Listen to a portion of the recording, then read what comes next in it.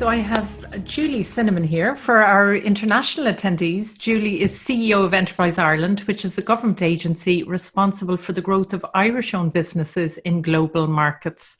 So Julie, welcome. Thanks a million for being a Future Human with us. Thanks, Joanne. Delighted to be here. So I am going to start off, Julie, by asking you about the year that was in it. So it's been obviously a very difficult year. I just want to know how the team at Enterprise Ireland have coped with managing all the client companies. And if you don't mind telling me as well, how you've coped yourself. Quite pressurized, I imagine. Okay, so firstly, I mean, like everybody else in the country, we had to move immediately on the 13th of March with no notice to working from home. So not only were we dealing with a major crisis, but suddenly everybody had to move from the office and work remotely. And we have 40 offices around the world. So we always were remote from them, but everybody from Dublin and from the regional offices started working from home. And actually the technology has worked. I think we've all been shocked that the technology that we've had on our desk for the last decade was brought into use and actually has worked really efficiently. Having said that, we were not just dealing with business as usual. We were dealing with a big crisis for Irish companies, liquidity issues for companies, issues in terms of getting into markets and trying to develop new business remotely, issues to do with customs and logistics, in particular supply chains. So we had all of those things to do in addition, and trying to develop a new liquidity scheme remotely, work with the EU and with our parent department to try to get the state aid guidelines changed to allow us to be able to respond to our companies. So very busy, but actually it has worked really well. I suppose for most staff, they adjusted pretty well. Particularly difficult, I think, for some of the younger staff members. The whole camaraderie, sense of community, the impact of working remotely, and not necessarily being in accommodation which was designed for people to work remotely. So people who are in small flats and things, probably a little bit claustrophobic, they've got used to it. But those were things that put pressure on us then to try to work with all of the colleagues across the organisation, up the communications to all staff, daily check-ins, even from a health perspective, to make sure that they were all well, and then just trying to keep that sense of community going with everybody working from home. And I have to say that aspect, again, we will never go back to where we were, because I think the communications between Ireland and overseas have never been better. The sense of community across the organisation is probably the strongest I've ever seen it. So we've learned a lot in terms of how to deal with this remote working. And I think when normality returns, we will never go back to where we were, because actually we have got better at some of the things in terms of more efficient use of our time and communicating better as an organisation. It's amazing. For me personally, you asked how I'm coping. A big shift. I mean, there's pluses and minuses. Obviously, I don't miss the commute every day to the office. I would have spent probably 3 or 4 nights a week at business dinners. So most people are complaining about the COVID stone. Actually, I haven't had that issue. My waistline is probably better than it was because of the lack of that aspect of it. But having said that, I do think in terms of the strategic part of working across the organisation and the lack of engagement with companies and colleagues is something which I really, miss and look forward to getting back to a sense of normality. And I mean, those companies, how are your client companies? You're dealing with companies who are going global or gone global or exporting. How overall have they been coping? And I mean, I suppose there are certain sectors obviously have been doing better than others. Yeah.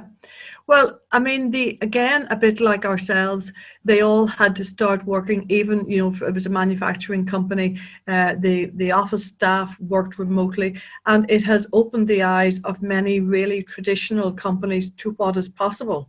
I mean, we've all been engaged in this massive global social experiment for the last 6 months, and suddenly people have realized that jobs that you didn't think could be done from home can be done from home, which for many Irish companies, they're saying, this opens up talent to us that we didn't realize we could access. For companies that everything happened in Dublin, regional hubs and a lot of the work we're doing on the regional development agenda, it's interesting the conversations that are happening in terms of people being much more open on that side. In the marketplace, companies are living on the strength of the past relationships.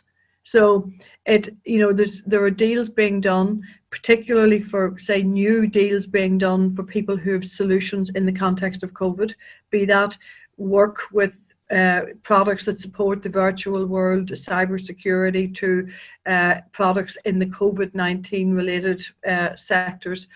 But other companies are doing deals on the strength of past relationships. And that's something which, companies are increasingly saying, it's harder to develop new businesses from zero. And therefore, we do want to get back out traveling, meeting clients and doing business again. Having said that, they're all talking about how great the virtual relationship building has been, and we've been running a lot of development programs for companies, how to transact business online, how to close deals virtually, how to develop relationships virtually, etc. And there's a big demand from companies for all that type of development. For local companies here, you heard a lot of people would have been talking about when the supports were there from government, from yourselves.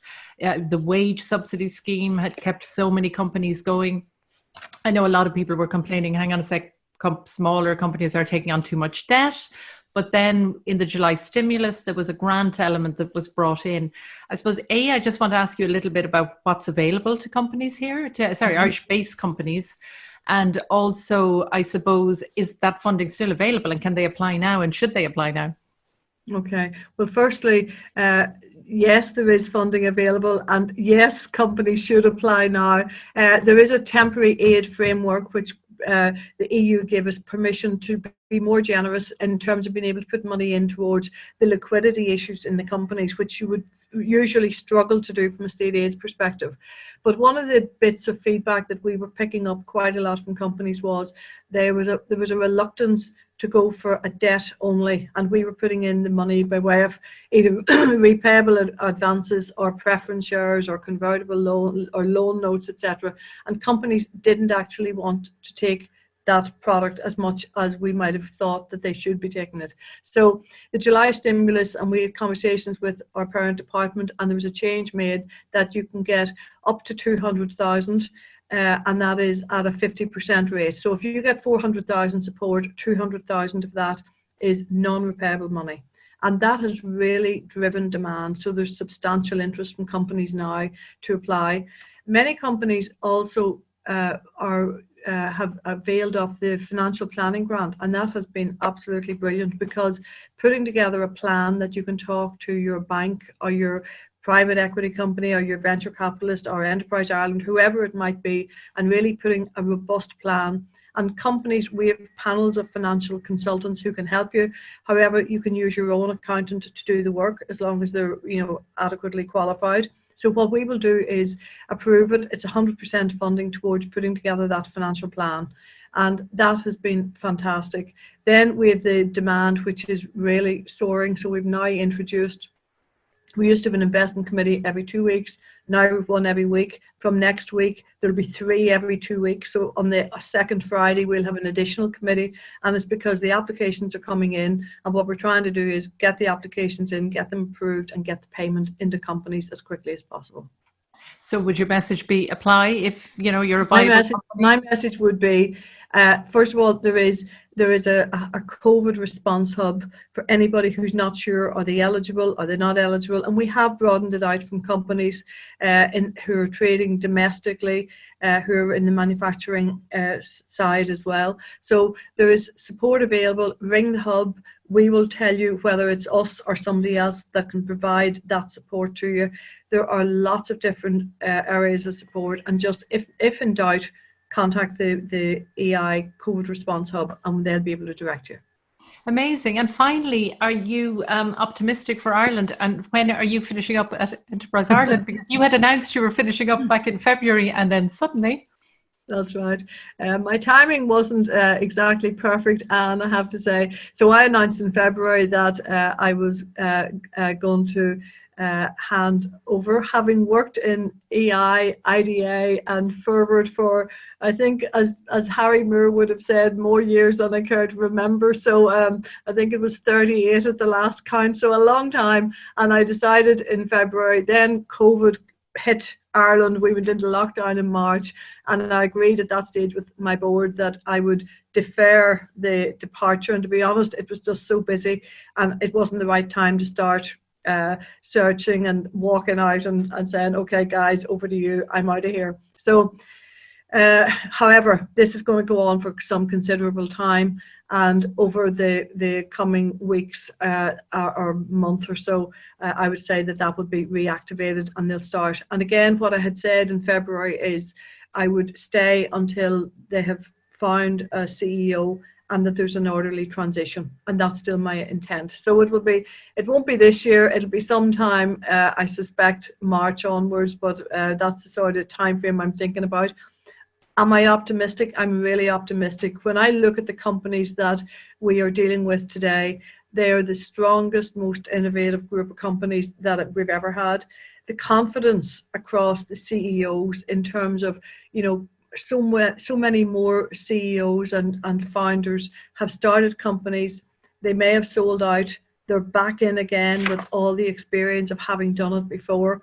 And they really are saying, this time I really want to hang in there. They've cleared their family debts, so they're more in a position to be able to do it and stay with it longer. And that's something which I would love to see more Irish companies being, controlled from Ireland for a little bit longer. It doesn't mean that they will never sell out, but at least they will have kept it long enough to get the real value out of the company, so that when they do sell out, they make a good return for the massive risks that they've taken to get it to that stage. So I think we have a great group of companies. The biggest pleasure I ever get is sitting, watching them succeed in the global stage. And that's what I think, that they're going to go from strength to strength. So very optimistic.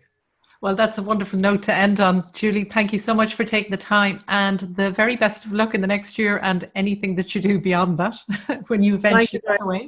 I'm sure our paths will continue to cross. I have Thanks, no doubt. Julie, thanks so much.